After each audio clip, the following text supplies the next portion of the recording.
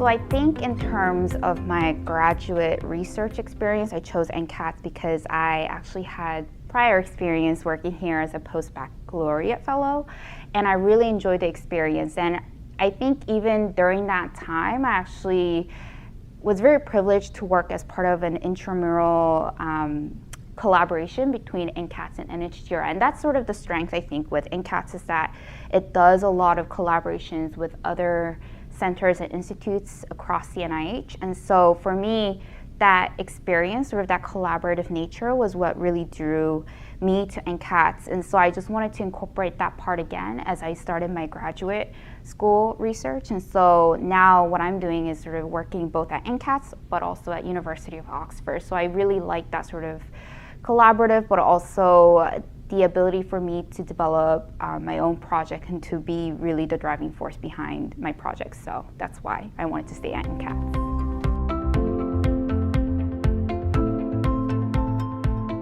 So originally my PhD project was on the development of a three-dimensional blood-brain barrier model. And so it really was to sort of develop a flow-based model that recapitulates a lot of the physiological aspects of the neurovascular unit.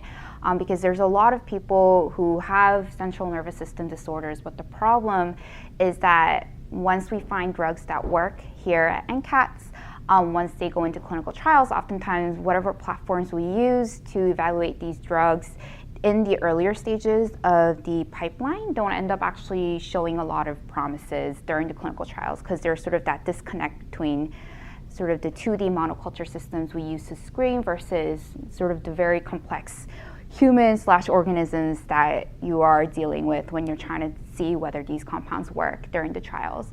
And so part of our goal for the project was developing these three-dimensional that incorporates flow and a lot of the more complex multicellular aspects of the neurovascular unit, so that we have a model that is more clinically predictable of the compounds that we do identify here at NCATS, and to know whether they have efficacy, and to sort of make sure that we can increase sort of the success rate that these drugs are actually as they're going through the clinical trial. So that's sort of what my PhD project is. And then obviously during the COVID pandemic, our group actually pivoted some of us to work on actually developing three-dimensional lung models as well. So that's also something that I'm working sort of on the side, developing a vascularized alveolar model to sort of recapitulate to the complexity of the COVID disease processes.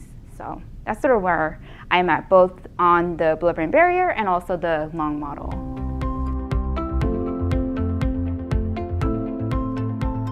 One of the things that I want to do long-term is actually be a sort of both a clinical but also basic sciences researcher. And right now what I'm doing is I'm an MD PhD trainee, so that's why I'm doing part of my PhD at NCATS. And so my hope is that once I finish my PhD training through NCATS and Oxford through the PhD program, that I complete my medical training back at medical school, and to sort of take the experience that I got from NCATS in terms of that translational research and really be able to apply the clinical knowledge that I gained from med school, and also sort of the research experiences from my PhD and graduate sort of experience, really combine them so that I am sort of able to sort of bridge sort of the basic sciences, the translational, and also the clinical aspect in that pipeline.